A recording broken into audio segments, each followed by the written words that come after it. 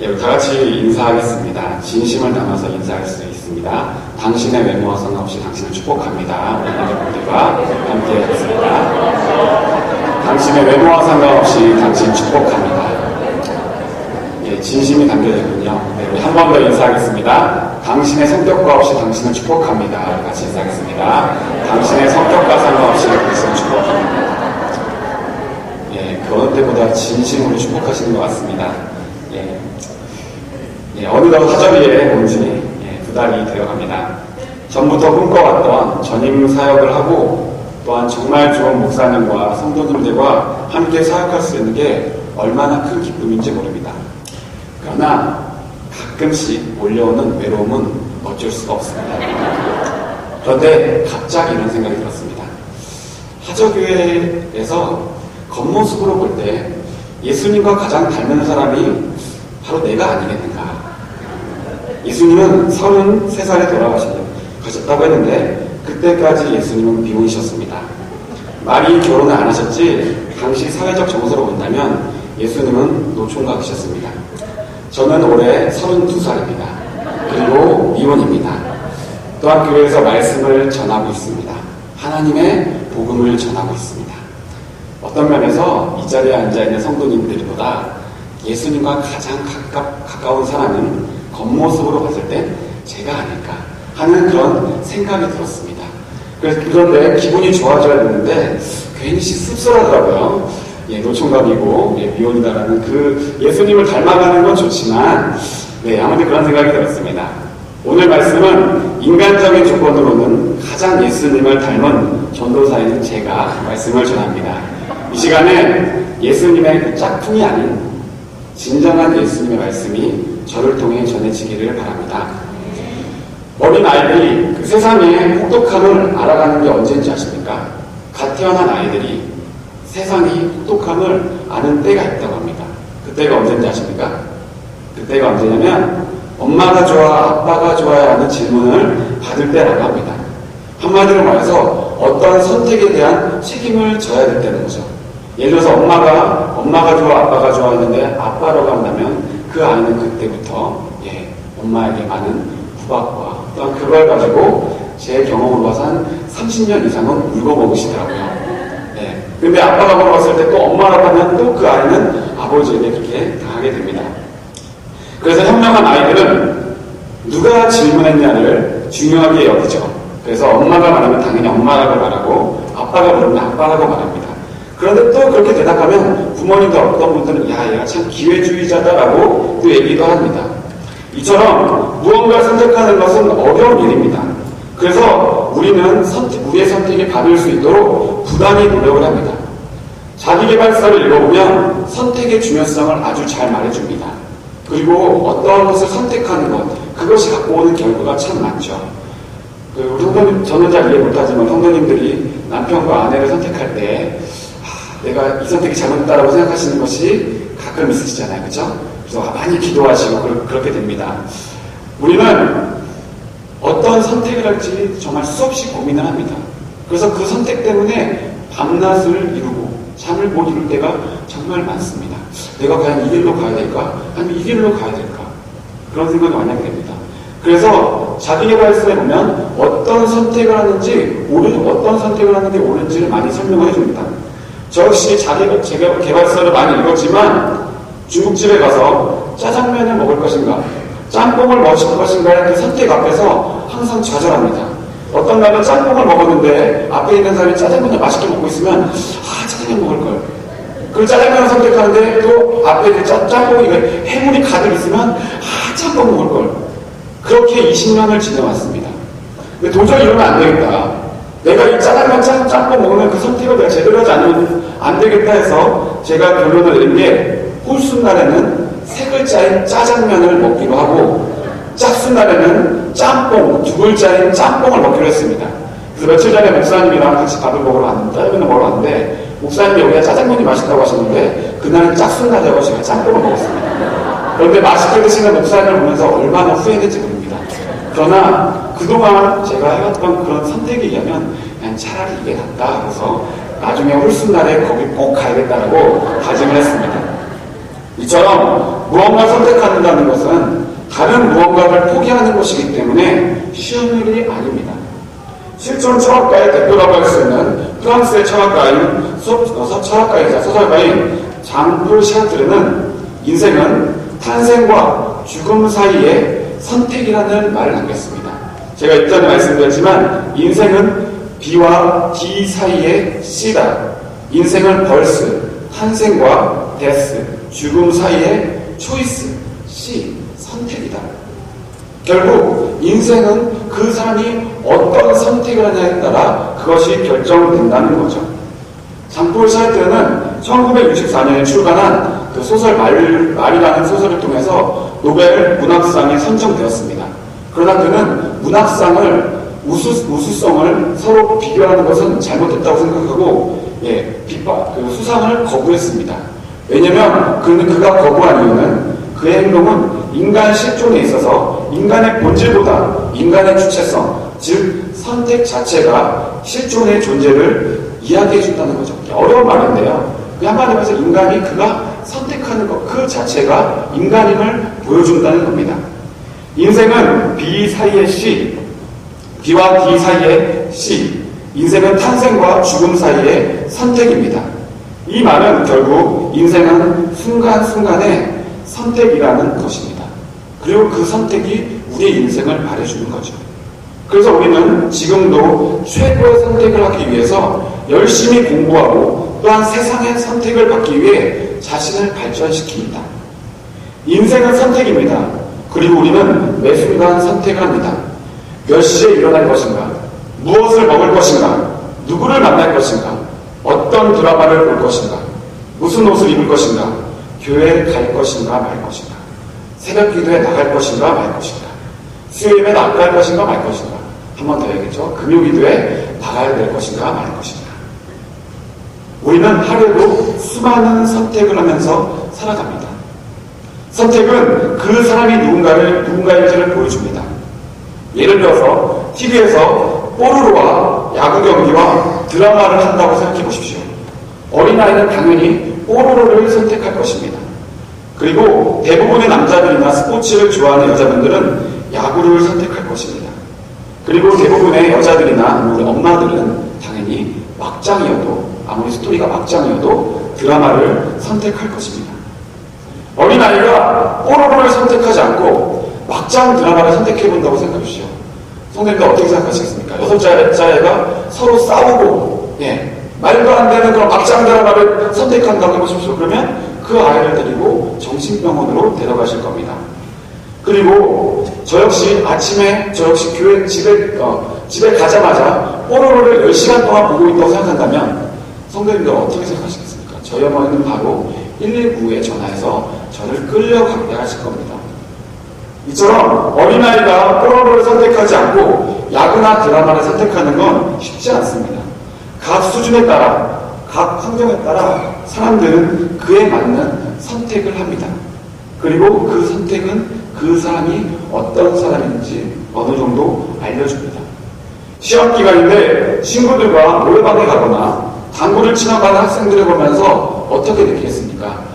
제가 정말 공부 열심히 하는 친구인데 잠깐 놀러 가는구나라고 생각하겠습니까? 아니면 저 친구는 공부를 포기하는 애구나라고 생각하겠습니까? 하나의 무엇을 선택했느냐가 그 사람을 보여줍니다. 옷을 선택하는 것도 마찬가지죠. 제가 수영복을 사러 갔는데 비키니를 선택했다고 생각해 보십시오. 그러면 성도님도 어떻게 생각하시겠습니까? 전사님에게 여자친구가 생겼나 보다 라고 생각할 수도 있고 전사님 변태인가 보다 라고 생각할 수도 있습니다. 정신 나간 사람도 볼 수 있다는 거죠. 결국 그 선택은 그 사람이 누구인지를 보여준다는 겁니다. 주일인데 피곤한 몸을 이끌고서 교회 출석하는 사람과 그렇지 않은 사람의 그 선택 하나로 그 사람의 믿음을 보여줄 수 있습니다. 제가 새벽기도 찬양운행을 하는데 저희 새벽기도 찬양운행을 할 때 하시는 한 권사님이 그렇게 얘기하시더라고요. 전사님, 나 솔직히 새벽기도 나오는 거 힘들어. 근데 나라도 안 나오면 전사님 허탕실까봐 내가 나오는 거예요. 근데 제가 그 얘기 듣는데 얼마나 감동인지 압니까? 저도 솔직히 신학교 다니면서 새벽기도 빠먹은 적 부지겠습니다. 그 그런데 하주교에 와서 매일 4시에 일어나서 찬양하는 겁니다. 쉽지 않습니다. 그런데 그 권사님의 그 한마디가 제가 새벽 4시에 일어나는 게 너무 기쁜 거예요. 그리고 요즘에 그 권사님과 그 권사님의 신앙 여정을 얘기 듣는데 너무 좋아요. 그 선택 하나가 저를 기쁘게 만들고 또한 그의 믿음을 보여주는 겁니다. 새벽에 누구나 일어나기 힘들죠. 아무리 해도 안 됩니다. 저는 어떻겠습니까? 그런데 그렇게 일어나기로 한 그 선택이 저를 보여주는 겁니다. 그리고 그 권사님의 믿음을 보여주는 겁니다. 평소에 잘 나가던 교회를 시험 때라고 해서 나가지 않는 친구들과 그럼에도 불구하고 교회에 나오는 친구는 그 선택 하나로 그 사람의 신앙을 보여줍니다. 여러분, 인생은 선택입니다. 그리고 그 선택은 나 자신이 어떤 사람인지 보여줍니다. 그래서 우리는 언제나 우리가 할 수 있는 최선의 선택을 해야 합니다. 하나님은 우리가 어떤 선택을 하기를 원하실까요? 오늘 본문 말씀은 우리가 어떤 선택을 해야 되는지를 말씀해주고 있습니다. 오늘 본문은 예수님이 승천하신 후에 예수님을 따르던 제자들과 예수님의 가족 그리고 예수님을 따르던 사람들을 포함하여 약 120명의 사람들이 모였습니다. 그들은 그곳에서 예수님을 하나님의 아들 메시아라는 믿음으로 마음을 같이 하고 함께 기도했습니다. 그것은 그들이 예수님의 제자로서 살기 위한 다짐이었습니다. 이렇게 기도하는 가운데 예수님의 수제자였던 베드로가 모인 사람들 가운데서 일어나서 예수님을 팔았던 가룟 유다를 대신할 사도들을 뽑아야 함을 피력했습니다. 그 이유는 예수를 따르는 공동체가 그 자리에 모인 사람들의 믿음을 잘 들어보고 또한 22절의 말씀처럼 예수님의 부활하심을 증언하기 위해 한 사람을 뽑아야 된다는 겁니다. 예수님이 12명의 제자를 세우셨기 때문에 예수님의 뜻을 온전히 세우기 위해서는 한 명의 제자를 더 뽑아야 된다는 겁니다. 이러한 베드로의 말에 그 자리에 모여있던 사람들은 유수도라는 별명을 가진 바사바 요셉과 마띠아 두 사람을 후보로 내세웁니다. 그들은 그 자리에 모인 11명의 사도들을 외에 많은 사람들에게 인정받았을 것입니다. 이 자리에 모인 100여 명의 성도님들이 있습니다. 이 중에 우리가 한 명을 채울 제자 한 사람을 뽑읍시다라고 한다면 성도님들 가운데서 유력한 인물을 추천할 것입니다. 그 자리에 모인 120명도 마찬가지였다는 겁니다. 여러분, 예수님과 3년을 함께했던 사도들과 함께 정면에 서서 사역을 한다는 게 얼마나 큰 영광이겠습니까? 그들과 함께 나란히 이름을 같이 한다는 것은 정말 대단한 일일 겁니다. 우리가 선거철을 지나봐서 알지 않습니까? 두 명이 후보로 올랐을 때 그 속의 분위기가 어떠한지 알고 계시죠? 아무리 거룩한 공동체라고 하더라도 그 두 사람이 올랐을 때 한 사람을 지지하는 쪽과 다른 한 사람을 지지하는 그 분위기를 이해하시겠죠? 바사바 요셉을 지지하는 쪽과 마띠아를 지지하는 쪽이 팽배하게 대립을 이루고 있었을 겁니다. 서로 그가 왜 사도가 되어야 되는지 검증을 하기도 하고 상대의 과오를 따져보기도 했을 것입니다. 그러나 그 자리에 모인 11제자들과 120명의 성도들이 과연 그들의 자격을 심사하는 것이 합당한 일이었을까요? 사도들이 과연 자격이 있어서 예수님의 사도가 된 것입니까? 그 자리에 모인 성도들이 과연 자격이 있어서 성도들이 된 것입니까? 비천한 어부, 인족의 피를 뽑아먹던 세리, 열심당원, 그들에게서 예수님의 사도가 되기 위한 자격이 있었을까요? 그리고 그 중심에 섰던 베드로는 가장 결정적인 순간에 예수님을 배신했던 사람입니다. 이러한 매우 어려운 선택의 순간에 그들이 무엇을 했을까요? 어찌 보면 누구를 선택하냐에 따라 그 교회가 분열될 수도 있었을 상황입니다. 한 사람을 선택하게 되면 다른 한 사람을 지지한 쪽에서 분란이 있고 교회가 바로 쪼개질 수도 있는 상황입니다. 우리는 신앙생활을 하면서 그러한 것을 정말 많이 봅니다. 그런데 그들이 그 가운데 했던 선택이 무엇입니까? 그것은 기도하는 것이었습니다. 교회가 세워지는 가장 중요한 순간에 그들은 유수도라 불리는 요셉과 마띠아를 비교하는 것이 아니라 기도했다는 겁니다. 기도했다는 것은 무엇을 얘기합니까? 그들의 선택권을, 주도권을, 그 권리를 포기했다는 겁니다. 그런데 한번 생각해 보십시오. 그 자리에 모여있던 사도 11명의 권위로 다른 한 사람을 뽑을 수 없었겠습니까? 그리고 그 자리에 있는 120명이 투표함으로 인해서 더 좋은 사람을 뽑을 수 없었겠습니까? 그것은 선택은 인생은 선택이라는 그 실존주의의 철학자처럼 그가 선택하는 것이 그들을 보여주는 것이기 때문에 그들은 당연히 그렇게 선택할 수도 있었습니다. 그리고 더 좋은 사람을 뽑을 수 있었습니다. 그리고 그 자리에 모인 사람들이 투표를 했다면 더 합리적인 사람이 뽑히지 않았겠습니까? 성경은 그 둘에 대해서 설명할 때 유수도라 불리는 바사바 요셉과 다른 것도 묻히지 않는 마띠아를 소개합니다. 바사바 요셉 앞에는 유수도라는 수식어를 붙이는데 마띠아에게는 아무것도 붙이지 않습니다. 유수도라는 뜻은 영어로 justice, 정의로운, 의로운이라는 뜻입니다. 한마디로 말해서 바사바 요셉은 정의로운 사람, 의로운 사람이라는 초칭이 붙은 사람이었습니다. 그리고 마띠아는 그런 수식이 붙지 않은 사람이었습니다. 쉽게 설명해 보겠습니다. 우리 교회에 전도사가 2명이 있잖아요. 그렇죠? 그런데 우리 박성훈 전사님을 붙일 때 꼭 수식어를 잘생긴 박성훈 전사님을 붙입니다. 그런데 저는 그냥 이준영 전사님을 붙입니다. 예. 왜 그렇습니까?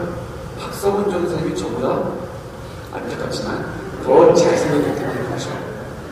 그분의 외모를 더 부각시키기 위해서 수식어를 붙입니다. 그리고 저는 그냥 이준영 전사 이렇게 말하는 거죠. 어떤 면에서 성경은 유수도라는 바사바 요셉을 이야기할 때 그 둘이 객관적으로 봤을 때는 마띠아보다 유수도, 바사바 요셉이 더 뛰어난 인물일 수 있다는 것을 추정할 수 있습니다. 더 많은 사람들에게 칭송을 받는 사람일 수 있었다는 거죠. 그런데 그들은 아무리 합리적이고 옳은 결정을 할 수 있는 그 선택을 하지 않았습니다. 그들은 자신의 선택권을 주님께 맡겼습니다. 그리고 그들은 자신의 선택을 주님께 맡기고 제비를 뽑기로 했습니다. 사실 제비 뽑기라는 것을 한번 생각해 보십시오. 제비 뽑기라는 말은 너무 단순하거나 무식한 방법이라 생각하지 않으십니까? 가끔 누군가를 뽑을 때 제비 뽑기라는 것은 현명한 선택이 아닙니다. 그런데 그들에게는 그 제비 뽑기는 단순한 선택이었습니다. 그 자리에 모인 사람들과 120명의 사람들은 하나님 앞에서 자기 권리를 포기하는 것이 제비 뽑기였습니다. 우리가 선택할 수 있고 우리가 누릴 수 있는 그 선택을 포기하는 것, 그것이 제비 뽑기였습니다. 여러분, 믿음은 자기 권리를 포기하는 것입니다. 여러분의 선택을 하나님께 내어드리는 겁니다. 그리고 이러한 자기 권리를 통해 교회가 세워졌습니다. 초대교회는 누군가의 선택에 의해 세워진 것입니다. 각자 자기들이 누릴 수 있는 그 권리를 포기함으로 인해 세워진 것입니다. 그리고 그 포기하는 것은 함께 기도하는 것이었습니다. 12제자의 한 사람을 뽑는 것, 얼마나 위대한 일입니까? 어찌 보면 교회의 미래를 결정할 수 있고 그 교회의 존재를 이야기할 수 있는 것입니다. 그런데 그 자리에 모인 성도들은 다른 것도 아니고 자기 권리를 포기했습니다. 무엇보다 11제자들이 자기들이 선택할 수 있는 그 권리를 먼저 포기했습니다. 그리고 그 자리에 있는 120명의 성도들이 권리를 포기했습니다. 그리고 너무나 단순할 수 있는 제비 뽑기라는 것입니다. 우리는 그리스도의 몸된 공동체입니다. 교회의 근간은 예수 그리스도, 그리고 초대교회를 통해 보여줍니다. 선생님들, 인생은 선택입니다. 그러나 그리스도의 인생은 그 선택의 주체가 하나님이셔야 됩니다. 우리 교회가 어떠한 중대한 결정을 해야 될 때 서로의 의견을 모으고 합리적인 선택을 하는 것 너무나 중요하지만 그 권리 자체로 내려놓는 것이 중요합니다. 그리고 무엇보다 그것은 먼저 선 자들이 먼저 그 권리를 포기하는 것입니다. 초대교회는 그러한 자기 권리를 통해, 자기 권리를 포기를 통해 세워지는 것입니다. 여러분, 오늘 뽑힌 그 마띠아라는 이름의 뜻은 하나님의 선물이라는 뜻입니다. 정의로운, 의로운 사람 유소와 하나님의 선물, 그 두 사람 가운데서 하나님은 하나님의 선물 마띠아를 뽑으셨습니다. 그것이 무엇이겠습니까? 자기 권리를 주님 앞에 포기한 자들에게 하나님께서 그들에게 하나님의 선물을 주신다는 것입니다.